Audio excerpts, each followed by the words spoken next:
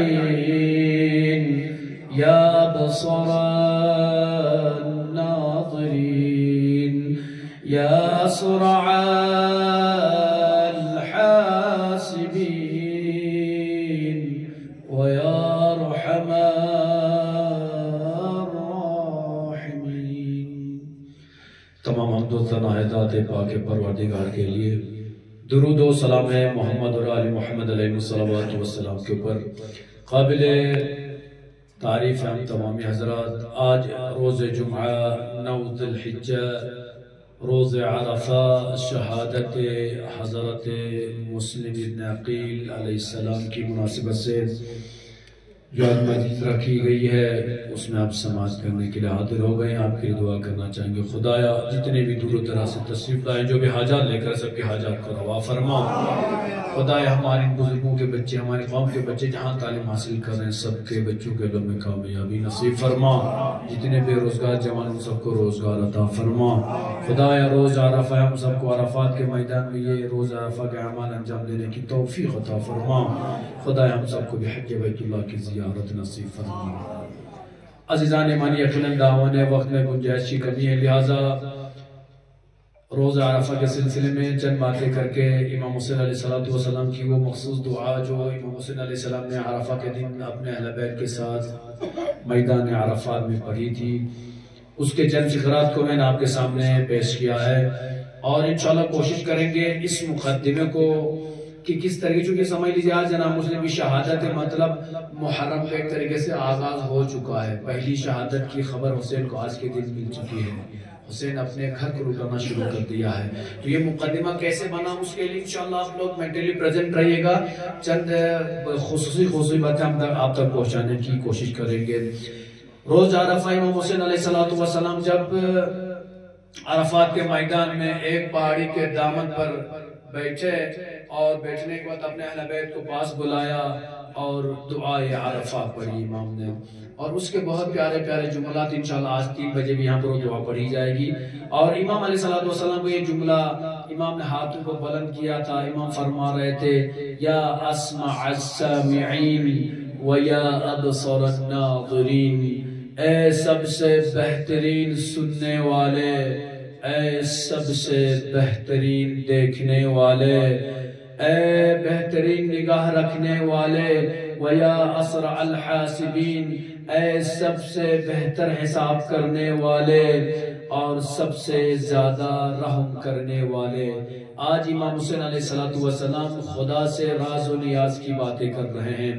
عزیزان ایمانی، یقیناً جناب مسلم کی شہادت فضائل کم بیان ہوتے ہیں، اس میں مسائل زیادہ بیان ہوتے ہیں. اس لیے کہ جو جس دردناک طریقے سے جناب مسلم کی شہادت واقع ہو گئی ہے، اگر ہم اس پر نظر کریں گے تاریخ گواہ ہے. امام حسین علیہ السلام جب مدینے میں تشریف فرما ہے، میں اپنے ٹاپک پر آ چکا ہوں، صرف مینٹلی پریزنٹ ہو کے سنتے رہیے گا. پورا میں مقدمہ سمجھاؤں گا کہ کربلا کس وجہ سے واقع ہو گئی. امام حسین علیہ السلام مدینے میں تشریف فرما ہے.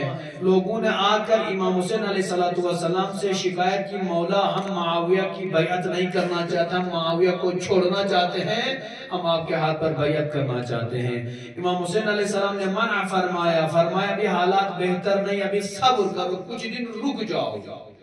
امام نے اپنے چاہنے والوں کو روکا. رجب کا مہینہ ہے، چاہنے والوں کو جب امام نے روکا 15 رجب کی تاریخ آئی ہے. امام حسین علیہ السلام نے جیسے اپنے چانوں فرمایا تھا کہ وقت نہیں، کچھ دن رک جاؤ. 15 رجب سن 60 ہجری کو معاویہ کی وفات ہو گئی ہے. اور جب معاویہ وفات پا گئے تو معاویہ نے اپنے بیٹے یزید کو اپنی جگہ پر تخت خلافت پر بٹھا دیا. اور جیسے ہی یزید تخت خلافت پر آیا ہے، یزید نے سب سے پہلا ایک فرمان جاری کر دیا مدینے کے حاکم کے لیے. ولید بن عتبہ سے کہا کہ 4 لوگوں کے اسماء لیے، کہا اے ولید تم ہماری طرف سے مدینے میں حاکم ہو، جاؤ ان 4 لوگوں سے جلدی سے جا کر میری بیعت لے لو. وہ 4 آدمی کون کون تھے؟ پہلے آدمی امام حسین علیہ السلام تھے، جا کر حسین سے بیعت لینا۔ دوسرے تھے عبداللہ بن عمر سے جا کر ہماری بیعت لے لینا۔ تیسرے تھے عبداللہ ابن زبیر، تیسرے شخص تھے جس سے بیعت لینے کے لیے کہا۔ چوتھے شخص تھے عبد الرحمن ابن ابی بکر۔ یہ چار وہ افراد تھے جو اس زمانے میں مدینے میں جن کو ہم کہہ سکتے ہیں بڑی شخصیات تھی، نامور انسان تھے۔ یزید نے کہا اے ولید جا کر ان سے بیعت لے لینا، اور ان چاروں میں سے بھی سب سے زیادہ جو لوگ ڈرتے تھے یا لوگ چاہنے والے تھے وہ حسین کے فالوور تھے، چاہنے والے تھے۔ جیسے ہی عتبہ یزید کو ملا، حسین کے در پر آیا، حسین کو اپنے پاس بلایا، اپنے پاس بلانے کے بعد گفتگو کی اور یزید کی بیعت طلب کرنے لگا۔ امام حسین علیہ السلام نے بیعت سے منع فرمایا۔ جیسے ہی یہاں سے امام حسین نے بیعت سے منع فرمایا، اور یزید کا فرمان تھا اگر حسین منع کر دے وہیں پہ حسین کا سر تن سے قلم کر دینا۔ جیسے یہ بات باہر پھیلی ہے تو جتنے جو دوسرے تیسرے افراد تھے وہ غائب ہو گئے، وہ پوش ہو گئے، غائب ہو گئے، پتہ ہی نہیں چلا کہاں چلے۔ حسین نے بیعت سے انکار کر دیا، اپنے گھر والوں کو جمع کیا۔ حسین نے چاہا کہ میں مدینے میں نہ رہوں، کہیں باہر جا کر سکون کی زندگی گزاروں۔ ایک مرتبہ 28 رجب کو 15 کو یہ واقعہ پیش آیا ہے، معاویہ دنیا سے انتقال کر گیا ہے۔ 28 رجب سن 60 ہجری کو امام حسین علیہ السلام اپنی نانی اماں ام سلمہ کے پاس آئے ہیں۔ آنے کے بعد ام سلمہ سے کہتے ہیں نانی جان میں جانا چاہتا ہوں، میں مکے کی طرف نکلوں گا، سفر پر نکلوں گا، مدینے کا حالت بہتر نہ رہے۔ اما سلمہ روتی ہوئی فریاد کرتی، گریہ کرتی، کہتی ہے اے بیٹا تم نے کیا خبر سنا دی؟ اما کیا ہو گیا نانی جان؟ کہتی اے بیٹا آپ کے نانا نے مجھے خبر سنائی تھی، میرے بیٹے حسین کو گیا دیر میں عراق کی سرزمین میں شہید کر دیا جائے گا، شاید مجھے لگتا ہے وہ وقت قریب آیا ہے۔ اللہ اکبر۔ امام حسین علیہ السلام نے فرمایا اما مجھے بھی پتا ہے کہ میرے نانا نے خبر سنائی ہے، اور میں اپنے قاتلوں کو بھی جانتا ہوں اور اس جگہ کو بھی جانتا ہوں جہاں پر مجھے شہید کر دیا جائے گا، لیکن نانی اماں مدینہ رسول ہے، میں اسی حرمت کو باقی رکھنا چاہتا ہوں، لہٰذا میں باہر جانا چاہتا ہوں۔ تاریخ گواہ ہے امام حسین علیہ السلام اپنے بچوں کے ساتھ نکلے ہیں سفر پر، 28 رجب کو رخصت ہو گئے ہیں۔ تاریخ کہتی ہے نانا کی قبر پر گئے، ملے ہیں، بچے ساتھ میں ہیں۔ امام حسین علیہ السلام رخصت ہو گئے، اپنی ماں کی قبر سے رخصت ہو گئے، مدینہ والوں سے رخصت ہو گئے۔ واقعہ آپ سنتے رہتے ہیں، صرف ہسٹری بتانا چاہ رہا ہوں۔ رخصت ہو گئے، 3 شعبان المعظم کو امام حسین علیہ السلام مکے میں وارد ہو گئے۔ 28 رجب کو مدینے سے نکلے حسین، 3 شعبان کو مدینے میں وارد ہو گئے، اور جیسے 3 شعبان کو مکے میں وارد ہو گئے، جیسے ہی مکے والوں کو خبر ملی کہ فرزند پیغمبر امام حسین مکہ تشریف لائے ہیں، گروہ در گروہ امام حسین سے ملنے کے لیے آئے، شوق دیدار حسین لیے ہوئے امام حسین کی ملاقات کے لیے، زیارت کے لیے آئے۔ امام سے لوگ ملتے رہے، آخری آکل کی جو تاریخ گزر گئے نا عزیزانی گرامی، 8 تاریخ آ گئی۔ تاریخ کہتی ہے جب ان لوگوں کو پتا چلا، کوفے والوں کو پتا چل گیا کہ امام حسین علیہ السلام مدینہ چھوڑ کر سفر پر ہیں، کوفے کے لوگ جمع ہو گئے ایک مقام پر، اور کوفے والے سلیمان خزرعی کے گھر پر جمع ہو گئے، اور بحث و مباحثے کے بعد ایک خط لکھا امام حسین کے نام پر کہ مولا آپ کوفے تشریف لائیے، کوفے کے مومن آپ کی مدد کے لیے تیار ہیں۔ تاریخ کہتی ہے مومنین کوفہ جمع ہو گئے سلیمان خزرعی کے گھر پر، اور امام کو خط لکھ دیا تشریف لائیے۔ امام مکہ پہنچے ہوئے ہیں، جب امام مکے میں ہیں تو کوفے کے خطوط کا سلسلہ بہت زیادہ ہو گیا۔ تاریخ میں مرقوم ہے روزانہ امام حسین علیہ السلام کو 600 خط آتے تھے کوفے والوں کی طرف سے۔ اب اندازہ لگائیے، 600 خط روزانہ آتے تھے، اور کچھ دنوں کے اندر ہی 12,000 لیٹر جمع ہو گئے حسین کے پاس۔ کس کی طرف سے؟ کوفے والوں کی طرف سے۔ اور سب کا مضمون کیا تھا؟ سب کا مضمون یہ تھا کہ مولا آپ کوفے تشریف لائیے، ہم یزید کی بیعت نہیں کرنا چاہتے ہیں، ہم آپ کے ہاتھ میں بیعت کرنا چاہتے ہیں، ہماری جانیں آپ پر قربان ہو جائیں، ہمارے سر آپ کے رکاب پر ہے، آپ کے قدموں پر ہے، آپ تشریف لائیے، ہم آپ کے رکاب، ہم آپ کے ساتھ شانہ بشانہ کھڑے ہیں۔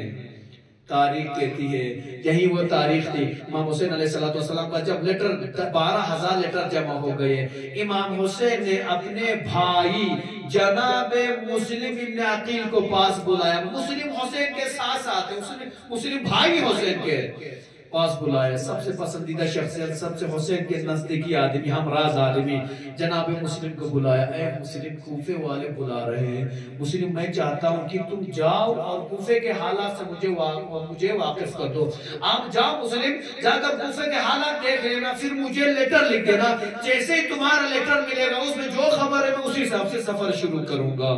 جناب مسلم نکلے ہیں 4 اور آدمیوں کے ساتھ، یہ 3 آدمی ہوتے ہیں، جناب مسلم 4 آدمی نکلے ہیں، حالات اور ان سختیوں کو برداشت کرتے کرتے کوفہ پہنچے ہیں۔ جیسے کوفے والوں کو پتا چلا کہ سفیر امام حسین حضرت مسلم تشریف لائے ہیں، جو گروہ در گروہ جناب مسلم سے ملنے کے لیے آئے اور اظہار محبت کرنے لگے۔ تاریخ گواہ ہے جناب مسلم علیہ السلام جب کوفے پہنچے ہیں، بعض کتب میں لکھا ہے کہ مسلم ابن اوسجہ کے گھر پر رکے، بعض کہتے ہیں جناب مختار الثقفی کے گھر پر رکے ہیں، اور جب وہاں پر رکے لوگوں نے کوفے کے جو حسین کے دشمن تھے انہوں نے دیکھا کتنے لوگ حسین کے بھائی سے ملنے کے لیے آ رہے ہیں۔ یہاں سے کوفے کے جو حسین کے دشمن تھے انہوں نے یزید کو ایک خط لکھ دیا کہ اے بادشاہ وقت خلیفہ یزید، آپ کی طرف سے جو یہاں پر حاکم ہے وہ حاکم ناکام ہو چکا ہے۔ نعمان ابن بشیر اس زمانے میں حاکم کوفہ تھا، کہ حاکم یہاں پر ناکام و کام نہیں کر پا رہے ہیں، اگر آپ چاہتے کہ آپ کی حکومت کوفے میں باقی رہے جلدی سے اپنے کسی اچھے مضبوط آدمی کو بھیج دیجئے۔